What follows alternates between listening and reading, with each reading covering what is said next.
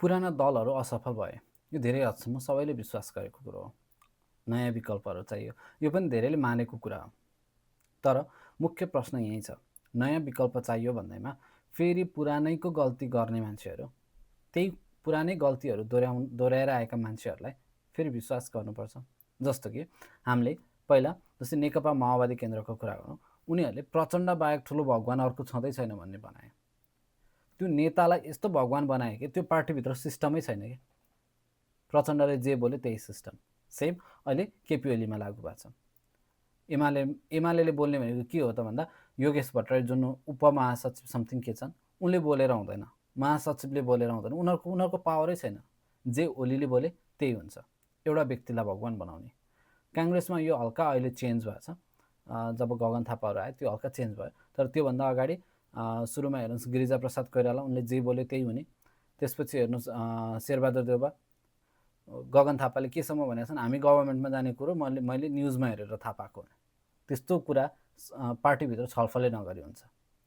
त्यसरी एउटा व्यक्तिलाई भगवान् बनाइन्छ। अहिले राष्ट्रिय स्वतन्त्र पार्टीमा रवि लामिछाने या बालेन शाह, यिनीहरूलाई फेरि भगवान् बनाउन खोजिँदैछ। अघिल्लो निर्वाचनमा 2079को निर्वाचनमा रवि लामिछानेले चुनावको एउटा घोषणा सभामा के भन्यो भनेदेखि एउटा स्किम घोषणा गरे। उनले के भने, यदि उनले जिते भने जितेको 100 दिनभित्रमा विदेशका गल्ली गल्लीमा पोस्टर टाँसेर नेपालीहरूलाई त्यहीँ पाइरहेको सेवा सुविधा बराबरको सेवा सुविधा दिएर नेपाल भित्र्याउने, एटलिस्ट 100 जनालाई पहिलो चरणमा। उनले बोलेको शब्दै ठ्याक्कै। ल लिनुहोस्, मेरो पनि एउटा स्किम आज, मेरो स्किम सुन्नु होला। हामीले सरकार बनायौँ भने 100 दिनभित्र कम्तीमा पनि सुरुवातमा 100 जना युवाहरूलाई फ्री टिकटमा यो देशमा रोजगारी दिन विदेशका गल्ली गल्लीमा स्टिकर टाँस्नेछौँ 100 दिनभित्र। तर पछि जब उनी सरकारबाट बाहिरिए, गृहमन्त्रीबाट बाहिरिए भनौँ, त्यसपछि त्यो 10 भाइलाई गाली गर्ने त्यो पत्रकार सम्मेलनमा उनले के भन्यो भने, के को चलाउनुपर्छ अभियान विदेशबाट फर्किनलाई, आफ्नो देश फर्किने हो, टिकट काट्ने फर्किने। कस्तो सस्तो, कति सजिलो, बोली छिटो, कति छिटो फेरिन्छ। नेपाल फर्किने अभियान चलाउनै पर्दैन, टिकट काट्नै आउने। के को अभियान? एयर टिकट बन्द भएको छ र त्यो रट लगाइरहनु पर्दैन। स्वाभिमानको त्यति ख्याल माया छ भने टिकट काट्नै आउने, अभियान कसैले चलाइरहनु पर्दैन। त्यस्तै अहिलेको मुख्य उनीहरूको आरएसपीको राष्ट्रिय स्वतन्त्र पार्टीको अहिलेको मुख्य एजेन्डा के हो भन्दा भ्रष्टाचार हटाउने, सुशासन कायम गर्ने। मुख्य एजेन्डा यति हो यो चुनावको। तर योभन्दा नि मुख्य चाहिँ के हो यो, तर के देखिन्छ, पुरानालाई हराउने। उनीहरूको मुख्य एजेन्डा अहिलेको पुरानालाई हराउने, भ्रष्टाचार हटाउने भनेर त पहिला पनि केपी शर्मा ओलीले म भ्रष्टाचार गर्दिनँ, भ्रष्टाचार गर्नेको मुख पनि हेर्दिनँ भनेर भने।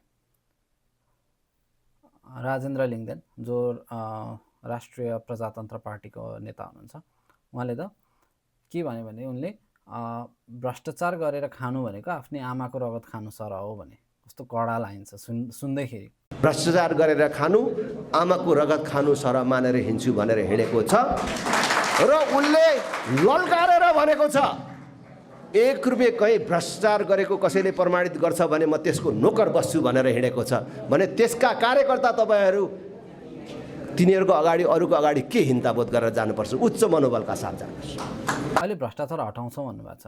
भ्रष्टाचार भाषणले हट्दैन, भ्रष्टाचार सिस्टमले हट्छ। तर त्यो सिस्टम चाहिँ अहिले पनि आरएसपीमा पनि देखिँदैन।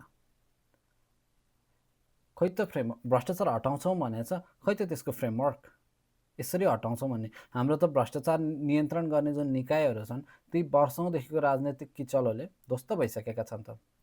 अख्तियार दुरुपयोग अनुसन्धान आयोगको प्रमुख कसले छान्छ, कहाँबाट नियुक्त हुन्छ? राजनैतिक दलबाट। प्रधानमन्त्रीबाट नियुक्ति हुने भनेको, सरकारबाट नियुक्ति हुने भनेको त राजनैतिक नियुक्ति नै हो। सर्वोच्च अदालतको प्रधान न्यायाधीश राजनैतिक नियुक्ति हो, न्यायाधीशहरू सबै राजनैतिक नियुक्ति हो। अनि कसरी त्यहाँबाट राजनीतिक हटाएर ती निकायहरूलाई कसरी स्वतन्त्र बनाउनुहुन्छ, मुख्य कुरो यो हो नि त। यस्तो यस्तो गरेर हामी यो नीति नै चेन्ज गर्छौँ, हामी संविधान संशोधन गर्छौँ हो कि के गर्छौँ त? के गरेर चाहिँ भ्रष्टाचार नियन्त्रणलाई एकदम चुस्त दुरुस्त राख्छौँ, विधिको शासन कायम गर्छौँ भन्ने एउटा फ्रेमवर्क दिनुहोस् न। नयाँ हो नि त, नयाँबाट केही बढी एक्सपेक्टेसन हुन्छ क्या। अब कि भ्रष्टाचार हटाउँछौँ भन्ने सामान्य प्रतिबद्धताले मात्रै चाहिँ जनताले भोट दिएला नि त, मत पाइएला, म चाहन्छु आरएसपीले सरकार बनाओस् है, म फेरि आरएसपीको विरोधी होइन, तर राष्ट्रिय स्वतन्त्र पार्टीले सरकार बनायो, असफल भयो मानौँ, अनि हटेको दिन भ्रष्टाचार कति हटाउनु भयो भनेर त प्रश्न सोध्छन्। अनि तपाईँले फेरि के को भ्रष्टाचार हटाउने? भ्रष्टाचार हटाएर हट्दैन, नगर्ने हो। तपाईँहरू घुस नदिनुहोस्, उनीहरूले लिँदैनन्। तपाईँहरू नेताको आश्वासनमा नआउनुहोस्, काम लिएर नेताहरूकोमा नआउनुहोस् भन्नु होला। त्यही स्तरको जवाफ आयो भने, त्यही स्तरको अभिव्यक्ति आयो भने त यसमा केही परिवर्तन भएन नि त। जनताले त परिवर्तन खोजेका हुन्। जनता अब भावनामा बग्दैनन्। मेरो बाबुबाजेदेखि चलिआएको पार्टी, त्यो सिस्टम भत्कियो अहिले। मलाई एकदम खुसी लागेको कुरो चाहिँ त्यो सिस्टम भत्किँदैछ, भत्किसकेको छैन, भत्किँदैछ। तर जनताले अब के हेर्छन् त भन्दा योजना हेर्छन्, के योजना लिएर आछन्, फ्रेमवर्क हेर्छन्, कसरी गर्छु भनेको छ, प्रोसेस देखाइदिनु पऱ्यो कि। हामीले म्याथमा हिसाब गर्दाखेरि एन्सर मात्र लेखेर नम्बर आउँदैन त्यो सर। नम्बर आउनको लागि हामीले प्रोसेसमा गर्नु पर्थ्यो। हो, जनताले अब प्रोसेस हेर्छन्, कहिलेसम्म गर्छु भनेछ, समय सीमा हेर्छन्, टाइम फ्रेम देखाइदिनुहोस्, अहिलेसम्म यो गर्छु, त्यसपछि यो गर्छु, त्यसपछिको 5 वर्ष यो गर्छु भनेर एउटा समय सीमा दिनुहोस्। अनि परिणाम हेर्छन् जनताले।